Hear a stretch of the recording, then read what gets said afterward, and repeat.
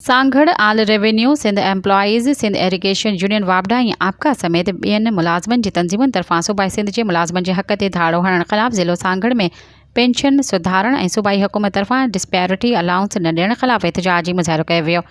Office खे ताला हणी पंहिंजनि मुतालबनि जी हिमायत में धरणो हणी एहतजाज रिकॉर्ड करायो वियो ऐं सिंध हुकूमत जे मुलाज़िम दुश्मन रवैये ते शदीद ग़म ऐं गुस्से जो इज़हार कयो वियो ऐं ज़ोर सां नारा हयां विया। मुज़ाहिरीन साबिर हुसैन महर, रेवेन्यू खान मोहम्मद रिज़ामणी, इरीगेशन ऐं फ़क़ीर अब्दुल्ला चांग चयो त हुकूमत तरफ़ां रिटायर्ड मुलाज़िमनि जी पेंशन में कटौती जे फ़ैसिले खे फ़ौरी तौर ते वापसि वरितो वञे। इन सिलसिले में जारी थियल नोटिफिकेशन मनसूख़ कयो वञे। वफ़ाक़ ऐं ॿियनि सूबनि वांगुरु डिस्पैरिटी अलाउंस ॾिनो वञे ऐं ॿियनि सूबनि जे ऐलान मुताबिक़ सिंध जे मुलाज़िमनि खे पिणु ग्रुप इंश्योरेंस रिटायरमेंट वक़्तु ॾिनो वञे। हुननि मुतालबो कयो त रेवेन्यू डिपार्टमेंट जा मैजिस्ट्रेट इख़्तियार फ़ौरी तौर ते बहाल कया वञनि ऐं उन्हनि जे तहफ़ुज़ लाइ असेंबली मां बिल पास कयो वञे त जीअं उहे पंहिंजा फ़र्ज़ असराइती तरीक़े सां निभाए सघनि।